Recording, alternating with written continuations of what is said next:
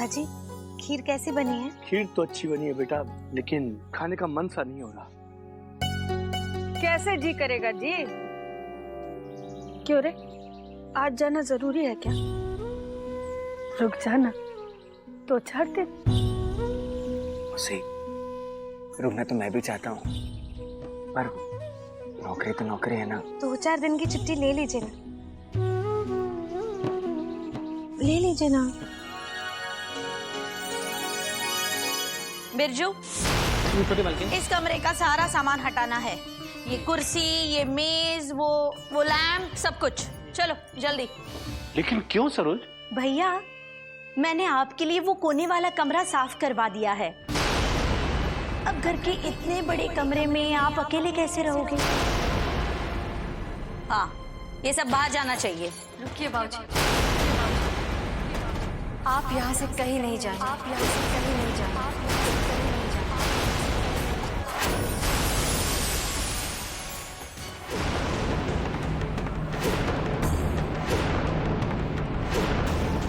चाची जी, आप बाबूजी को उन्हीं के कमरे से निकाल रही हैं। माँ जी के जाते ही बाबूजी के साथ ऐसा कैसे कर सकती हैं आप?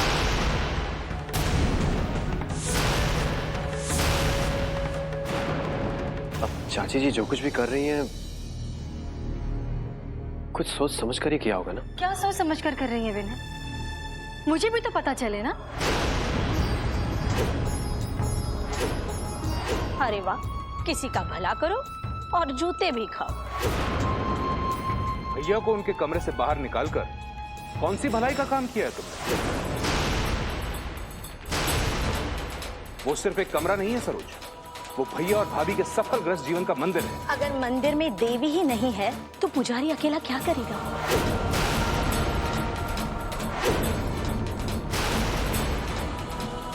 भाभी जी के गुजरने के बाद आपने कभी भैया की सूरत देखी है?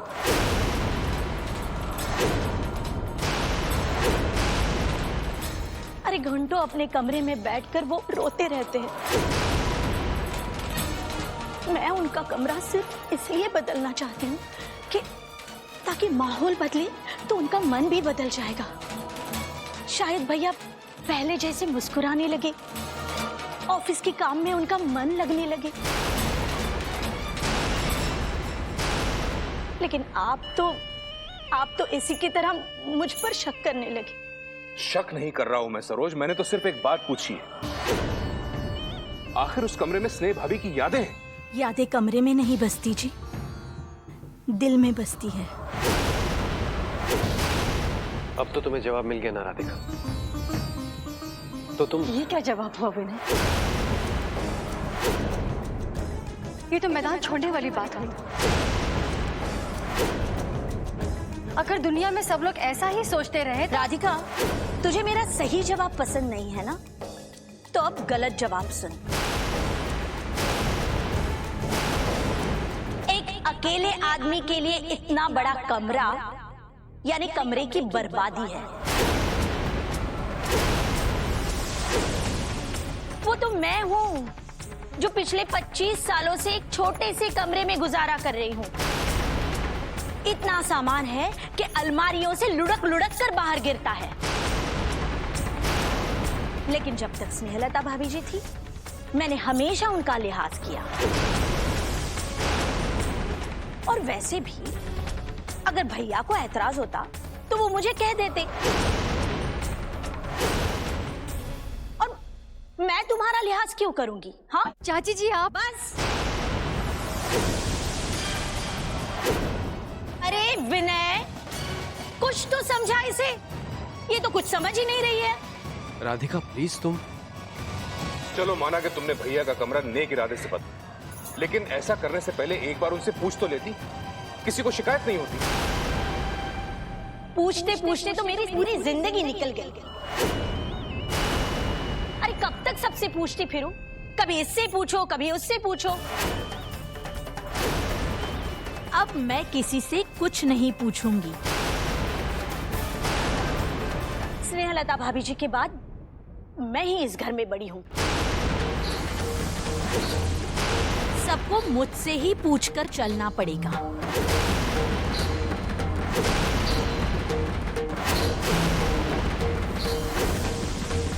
भैया को अगर मेरे फैसले से ऐतराज होता तो मुझसे आकर कुछ कहते, इसे अपनी वकालत करने नहीं भेजते। अपने ही कमरे से निकालते वक्त मैंने देखा था बाबूजी का दुखी चेहरा। काश आपने भी देखा होता। देखो राधिका, अब क्या कर सकते हैं? बाबूजी से ही पूछ लेते हैं, आखिर वो क्या चाहते हैं। लेकिन वो ऐसी मानसिक स्थिति में ही कहाँ है जो अपने दिल की बात जुबान पर ला सके। अरे वाह, ये अच्छा है। जिद भी मेरी और बड़ भी मेरी। पहले कहती है कि बाबूजी से पूछा क्यों नहीं, अब कह रही है कि बाबूजी की ऐसी मानसिक हालत नहीं है कि वो कुछ कह पाए। अरे हम भी इतने सालों से इस घर में रह रहे हैं, लेकिन कभी मजाल है कि बड़ों के आगे एक बात भी कहे, आवाज ऊंची करे। लेकिन ये तो घर आते ही चौधराइन बन बैठी है इस घर की। आप बताइए मुझे, मेरा इस घर पे कोई हक है, कोई अधिकार है या नहीं? ये सवाल तो मुझे पूछना चाहिए। खैर, अब जब आपने बात उठा ही दी है तो बताइए, हमारा हिस्सा कौन सा है इस घर में? हमारा भी कोई अधिकार है या फिर सब कुछ आप ही का है यहाँ पर? बताइए, इधर उधर क्या देख रही हैं? आपको क्या लगता है अधिकार की बात करनी सिर्फ क्या आप ही को आती है? राधिका, राधिका,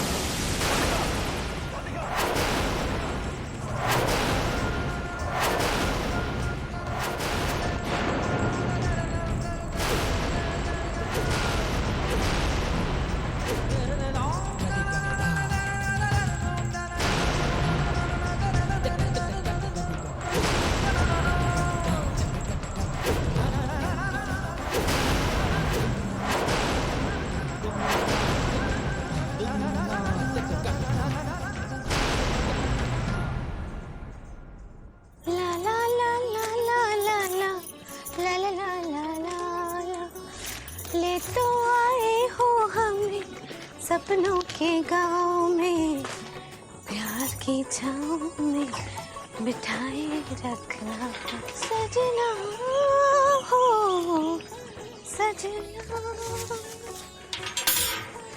तो आए हो हमें सपनों के गांव में, प्यार की छाँव में बिठाए रखना, प्यार की छाँव में बिठाए रखना। ला ला ला ला ला ला ला। अरे आप रुक क्यों गई? गाइए ना, आप बहुत सुंदर गाते हैं।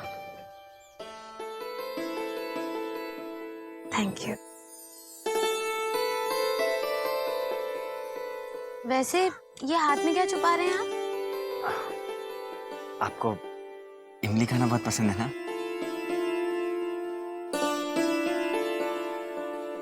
इसलिए मैं आपके लिए बाजार में बिक रही थी तो इमली ले आया।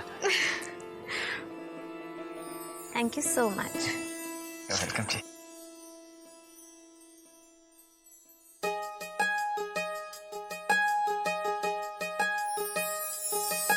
ये भी लाया था।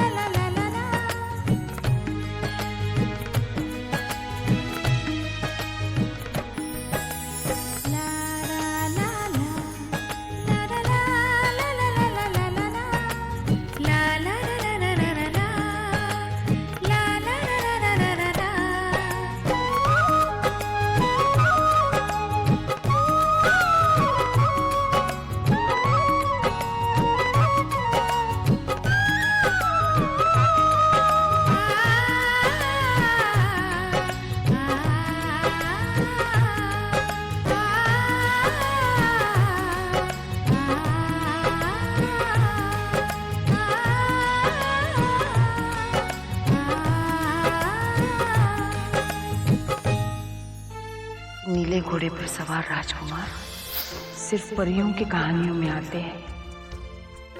जीवन के असली हीरो कोई और होते हैं। जीवन का कठिन सफर किसी फिल्मी हीरो के सहारे नहीं, बल्कि एक ऐसे आदमी के सहारे तय किया जा सकता है जो साधारण होकर भी असाधारण धैर्य का मालिक हो।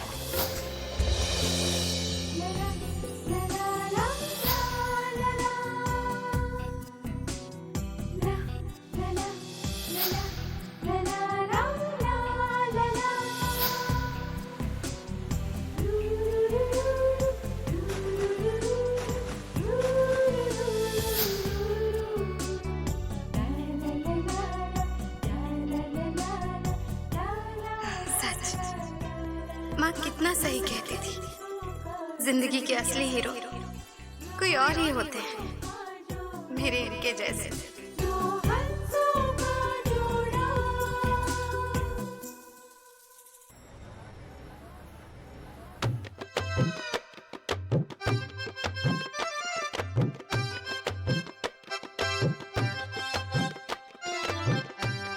अरे मरी, जरा जोर लगा ना।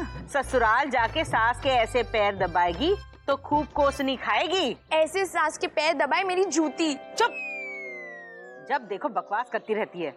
अरे दिन भर इतना खाती है, हाथों में दम नहीं है, जरा जोर लगा ना। हाय, न जाने क्यों ये दर्द हो रहा है। दवाई तो खाई नहीं होगी अब तक। तब भी रुको, मैं अभी दवाई लेकर आई। राधे राधे।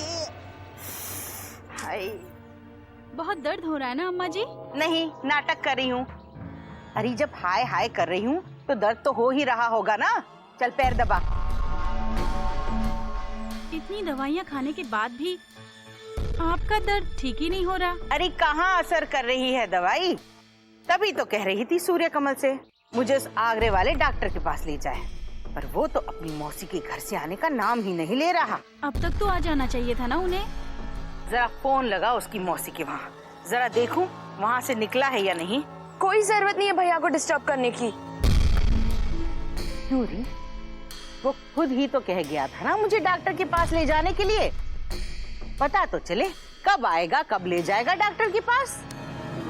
पर अम्मा, पहले डॉक्टर को तो शहर में आ जाने दीजिए। आपकी अपॉइंटमेंट को भी बहुत टाइम है। ऐसा मत करो अम्मा, पता नहीं आपको ये सब करके क्या मिलता है।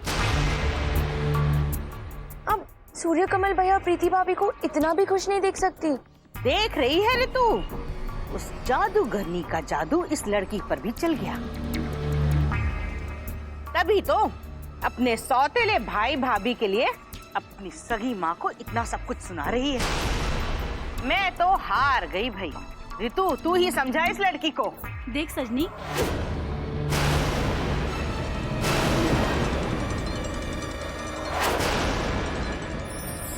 जब भैया को कमरा बदलने में कोई एतराज नहीं तो राधिका कौन होती है सरोज से सवाल पूछने वाली? कहीं ऐसा तो नहीं कि भाभी ने विनय की बहू चुनने में कोई बहुत बड़ी गलती कर दी हो?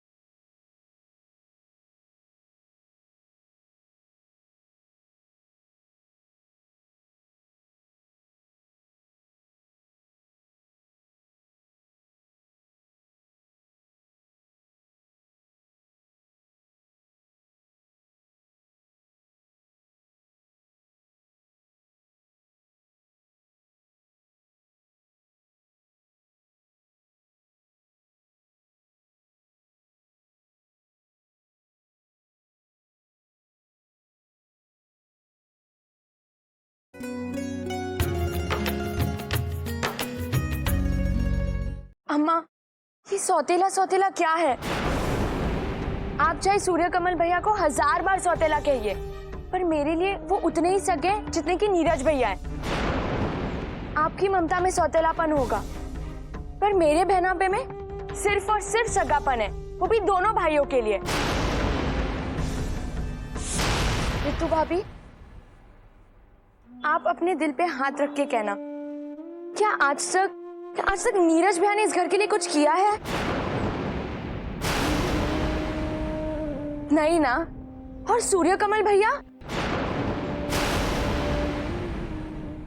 इस बात पर सोचना भाभी, और अम्मा आप भी सोचना। अरे मेरी बच्ची, इसमें सोचना क्या है? तू इस दुनिया को नहीं समझती, समझती होती तो तुझे दिखाई देता। तेरा सूर्य कमल भैया कितना बदल गया है अपने ब्याह के बाद। अब वो पहले वाला सूर्य कमल नहीं रहा। अब वो इस दुनिया को अपनी प्रीति जी के पल्लू के पीछे से ही देखता है। जिस रंग का पल्लू उस रंग की दुनिया।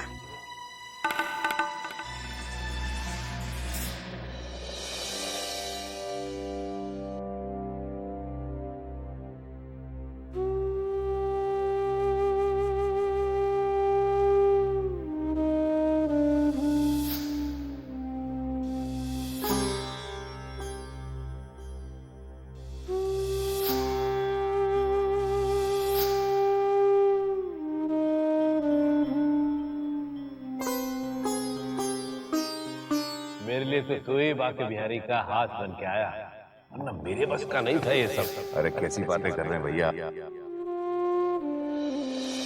लल्ला जी, आप फिर छेड़ने लगी मेरी देवरानी को? पहले कितना अच्छा वातावरण हुआ करता था इस घर का, और अब तो ऐसे लगता है जैसे सभी ने एक दूसरे को गलत समझने के लिए उधार खा रखा है। मैं उनका कमरा सिर्फ इसलिए बदलना चाहती हूँ कि ताकि माहौल बदले तो उनका मन भी बदल जाएगा। शायद भैया पहले जैसे मुस्कुराने लगे। ठीक ही तो कह रही थी सरोज, भैया को भाभी के बिना वो कमरा कहां अच्छा लगता होगा। इसीलिए तो वो बिना किसी से कुछ कहे दूसरे कमरे में चले गए। जब भैया को कमरा बदलने में कोई एतराज नहीं तो राधिका कौन होती है सरोज से सवाल पूछने वाली। सरोज ने तो भाभी से कभी जवाब तलब नहीं किया था। ऊंची आवाज में बात करना तो दूर की बात है। हक और हिस्से की बात आप कर रही हैं चाची जी, ये सवाल तो मुझे पूछना चाहिए। अब जब आपने बात उठा ही दी है तो बताइए, हमारा हिस्सा कौन सा है इसका? कहीं ऐसा तो नहीं कि भाभी ने विनय की बहू चुनने में कोई बहुत बड़ी गलती कर दी हो?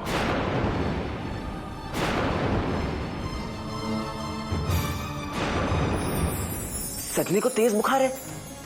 कब से? अब आपने मुझे बताया कि नहीं? बता देती तो क्या होता सूर्य कमल, तू अपनी रंगरलियां छोड़कर यहाँ आ जाता।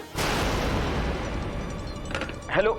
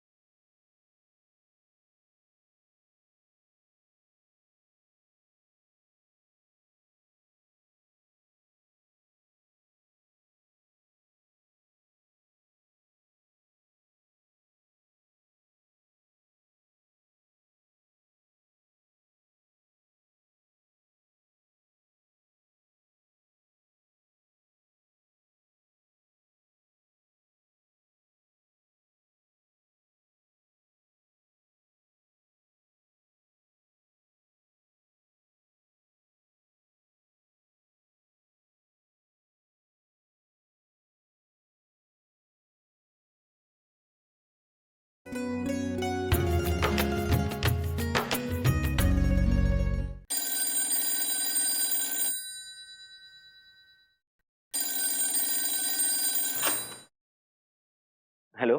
राधे राधे। अरे माँ, राधे राधे, कैसे हैं आप? पूछ तो ऐसे रहा है जैसे बड़ी चिंता है माँ की। मैं खूब जानती हूँ तुझे हमेशा से ही इस माँ से ज्यादा प्यारी वो मौसी रही है।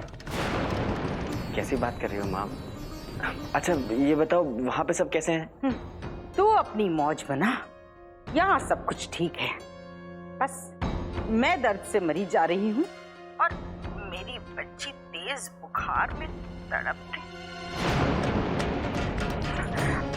बाकी सब कुछ ठीक ही है। क्या सजनी को तेज बुखार है? कब से?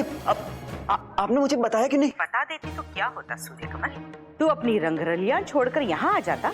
नहीं ना, तो बेकार में चिंता जताने का नाटक क्यों कर रहा है? माँ। राधे राधे। माँ हेलो।